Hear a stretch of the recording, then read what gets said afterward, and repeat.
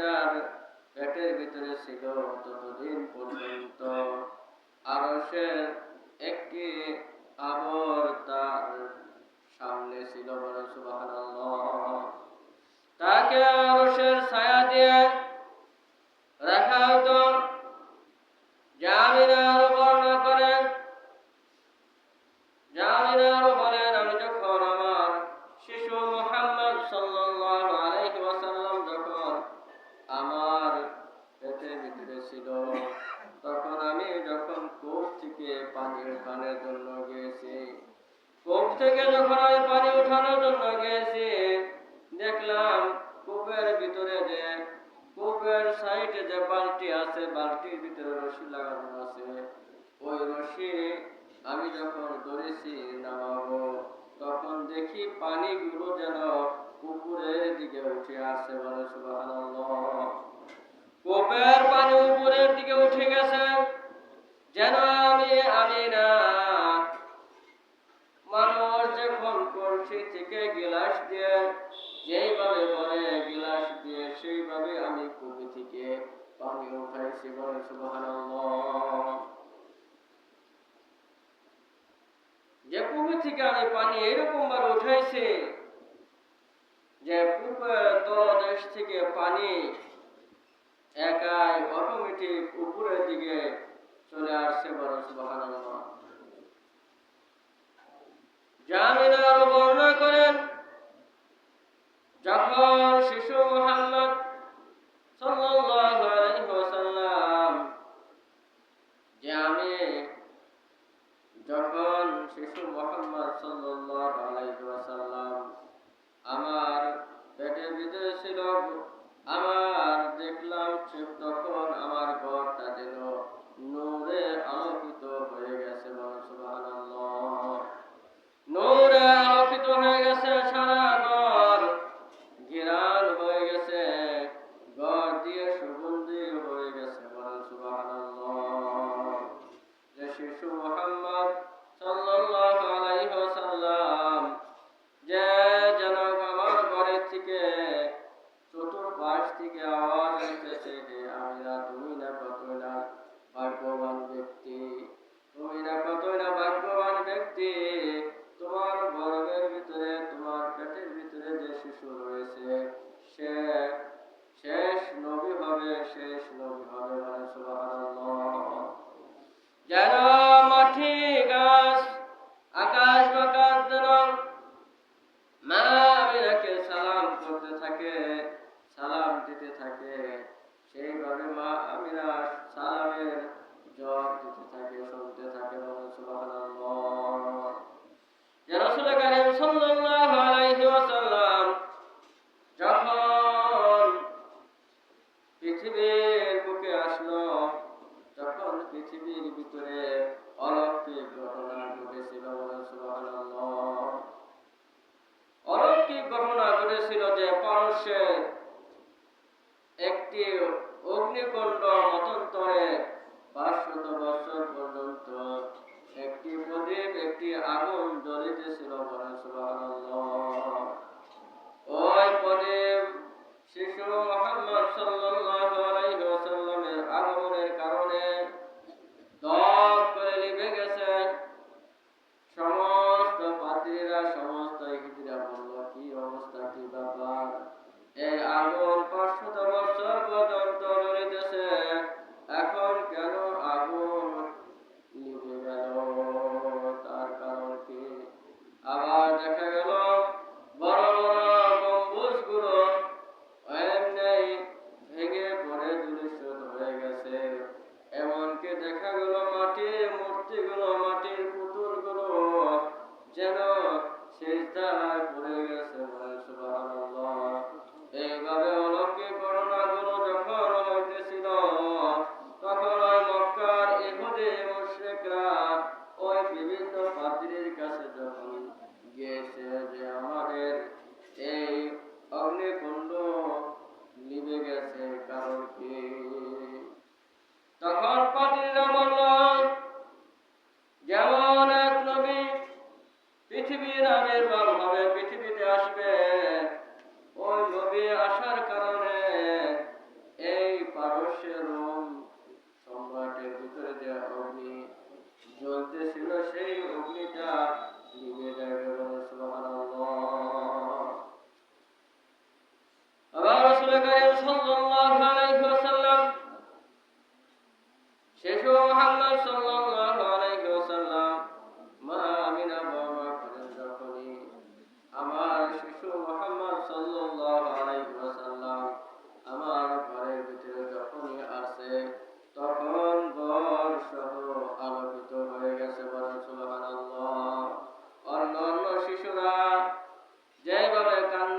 করে আমার শিশু মুহাম্মদ সাল্লাল্লাহু আলাইহি ওয়াসাল্লাম কোনো কান্নাকাটি নাই।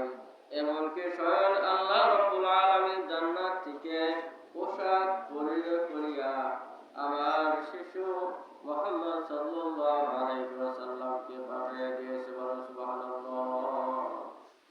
যেন সিজদায় পড়ে গেছে, সিজদায় পড়ে শিশু মুহাম্মদ সাল্লাল্লাহু আলাইহি ওয়াসাল্লাম বলিতেছে রব্বি হাবলি ইয়া উম্মতি। যে শিশু মুহাম্মদ সাল্লাল্লাহু আলাইহি ওয়াসাল্লাম যখন আস্তে আস্তে যখন বড় হইতেছে, আব্দুল মুত্তালিব বলেন, বর্ণনা করেন, যখন আমি শিশু মুহাম্মদকে করে নিলাম, করে নেওয়ার পর যেন আমার কোলটা যেমন আমি এমন শান্তি পেয়েছিলাম আর কখনো এই শান্তি আমি পাই নাই। বলে সুবহানাল্লাহ। শিশু মুহাম্মদকে নিয়ে আব্দুল মুত্তালিব কাবা শরীফে যে তার নাম রাখলেন মুহাম্মদ সাল্লাল্লাহু আলাইহি ওয়াসাল্লাম। যে রাসূল কারীম সাল্লাল্লাহু আলাইহি ওয়াসাল্লামের নাম হলো মুহাম্মদ, নাম হলো আহমদ, নাম হলো ইয়াসিন, নাম হলো ইয়া আইয়ুহাল মুজাম্মিল। এইভাবে আল্লাহ রাব্বুল আলামিন কোরআন কারীমের ভিতরে রাসূল সাল্লাল্লাহু আলাইহি ওয়াসাল্লামকে নাম দিয়ে আখ্যায়িত করে ডেকেছেন। বলেন সুবহানাল্লাহ। সূরাতুল বাকারার ভিতরে আছে যে আমার শিশু মুহাম্মদ রাসূল কারীম সাল্লাল্লাহু আলাইহি ওয়াসাল্লামকে হেও মনে করে কেউ তোমরা ডাকিও না, যে আমি আল্লাহ রাব্বুল আলামিন রাসূল কারীম সাল্লাল্লাহু আলাইহি ওয়াসাল্লামকে কখনো কখনো ইয়াসিন বলে ডাকতাম, যে ইয়াসিন। আবার কখনো কখনো রাসূল কারীম সাল্লাল্লাহু আলাইহি ওয়াসাল্লামকে ইয়া আইয়ুহাল মুজাম্মিল, ইয়া আইয়ুহাল মুজাম্মিল। আল্লাহ রাব্বুল আলামিন এইভাবে রাসূল কারীম সাল্লাল্লাহু আলাইহি ওয়াসাল্লামকে ডাকতেন। বলেন সুবহানাল্লাহ। যে রাসূল কারীম সাল্লাল্লাহু আলাইহি ওয়াসাল্লাম,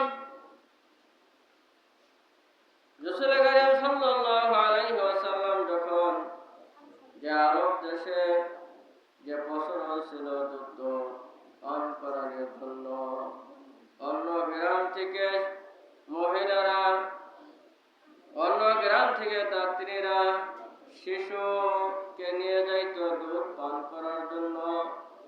দুধ পান করার জন্য শিশুকে যখন নিয়ে যাইত, যে শিশুকে নিয়ে যাইত ওই শিশুর গার্জিয়ানরা, ওই শিশুর প্রতিপক্ষরা ওই মাকে, দুধ মাকে অনেক টাকা পয়সা দান করতে দিত। কিন্তু দেখা গেল সমস্ত শিশুদেরকে নিয়ে যাইতেছে টাকা পাওয়ার আশায়, টাকার লোভে। কিন্তু মুহাম্মদ সাল্লাল্লাহু আলাইহি ওয়াসাল্লাম, যে আল্লাহ রাব্বুল আলামিন তাকে 6 মাস আগেই তার পিতাকে আল্লাহ রাব্বুল আলামিন কবরের জগতে নিয়ে গেছে। যে হালিমাতুস সাদিয়া বলেন যে আমি যে গাদায় আসতেছিলাম, সেই গাদা এমন দুর্বল ছিল, তার স্বামীকে বলল আমার সাথে যে সমস্ত গাদা চলে গেল তারা তো দেখতেছে শিশুদেরকে নিয়ে বাড়িতে রওনা হইতেছে, আমি বোধহয় আর শিশু যায় পাবো না, আমাদের মনে হয় ভাগ্য হবে না। তখন হালিমাতুস সাদিয়া বলল আমরা যখন চলে আসছি ওখানে যাওয়া না পর্যন্ত আমরা ক্ষান্ত থাকবো না। বলেন সুবহানাল্লাহ। তখন আব্দুল মুত্তালিব বলিতেছে দেখো আমার এই নাতিনকে দেখো নিয়ে যাও।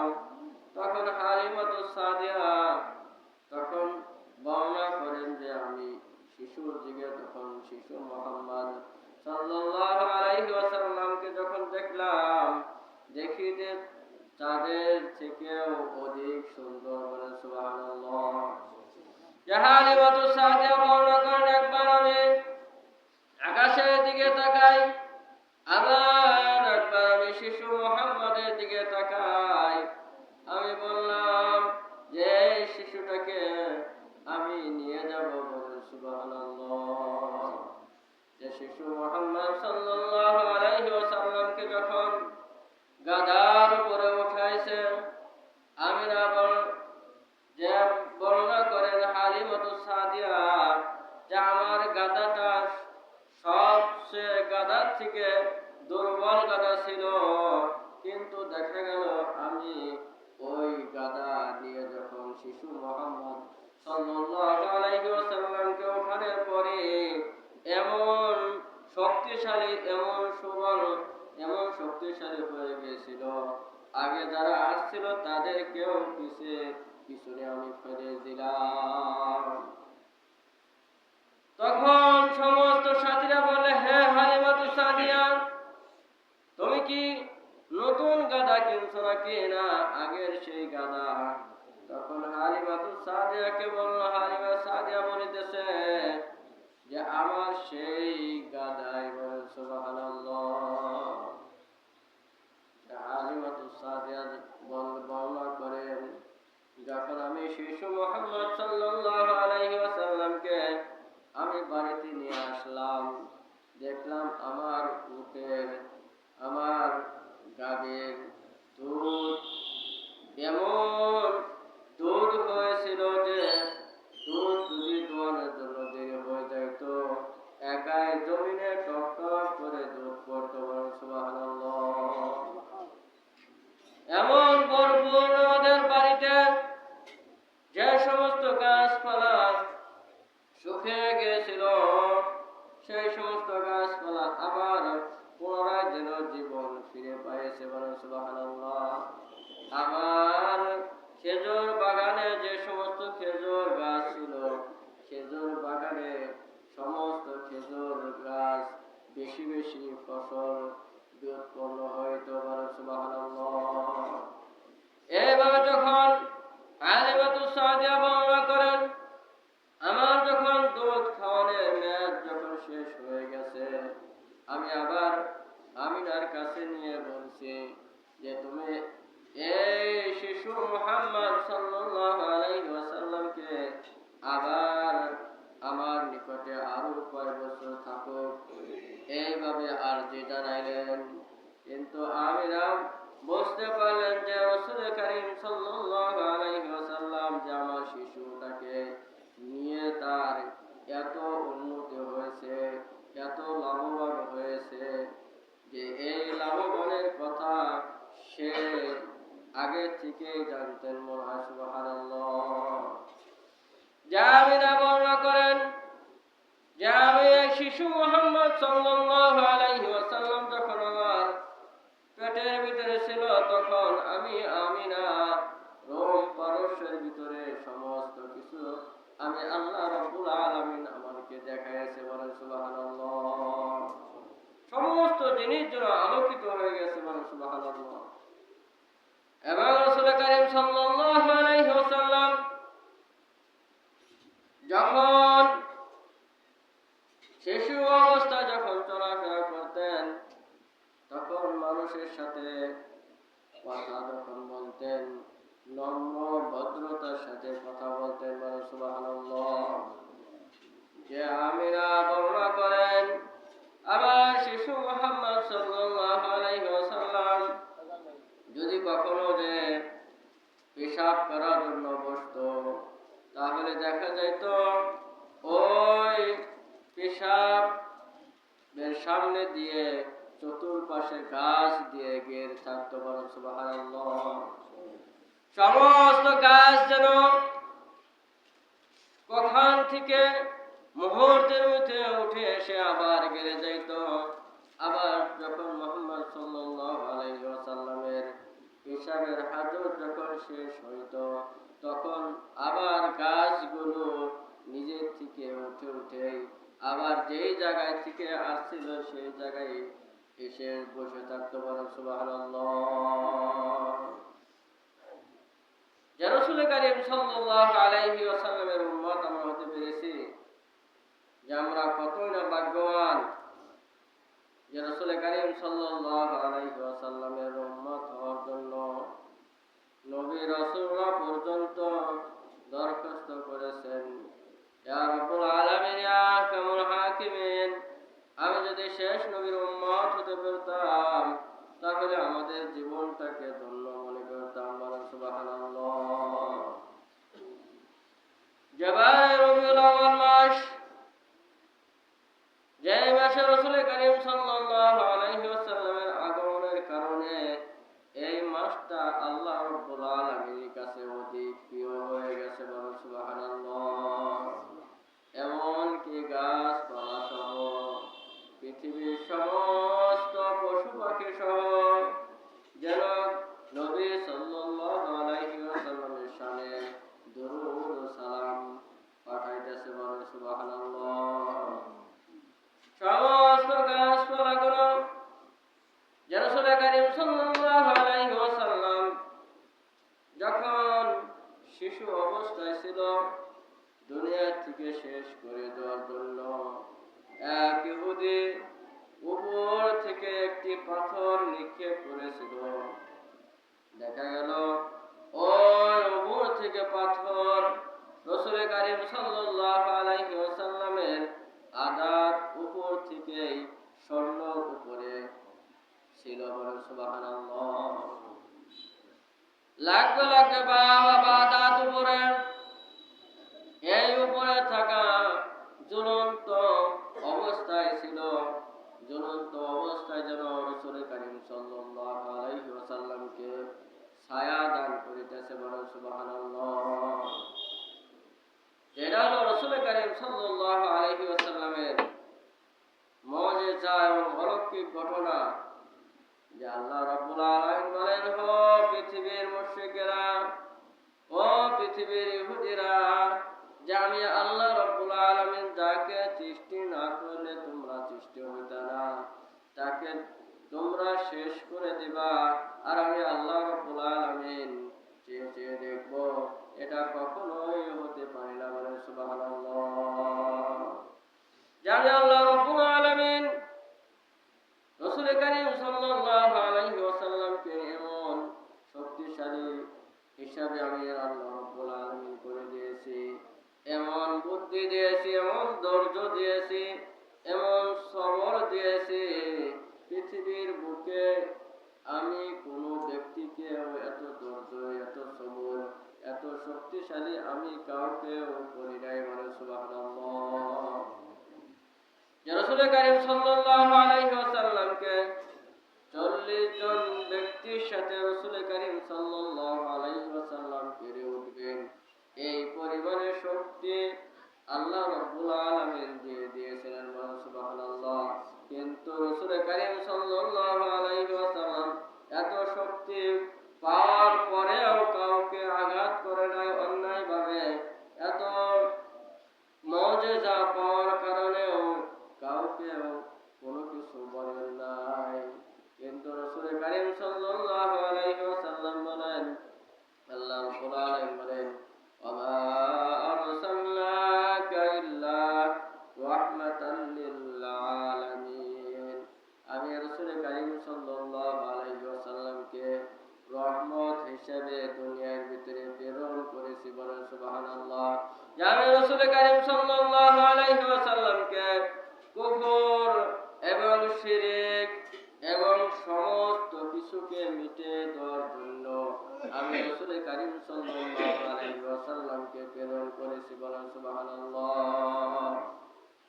আল্লাহ রাব্বুল আলামিন আমাদেরকে রাসূলুল্লাহ সাল্লাল্লাহু আলাইহি ওয়াসাল্লামের আদর্শ অনুযায়ী জীবনকে যেন আমরা গঠন করতে পারি, আর আমরা রাসূল কারীম সাল্লাল্লাহু আলাইহি ওয়াসাল্লামের বাস্তবতা, যে আমরা রাসূল সাল্লাল্লাহু আলাইহি ওয়াসাল্লামের উম্মত হতে পেরেছি, যে উম্মত হওয়ার জন্য নবী রাসূলরা পর্যন্ত দরখাস্ত করেছে, বিনা দরখাস্ততে আমরা উম্মত হতে পেরেছি।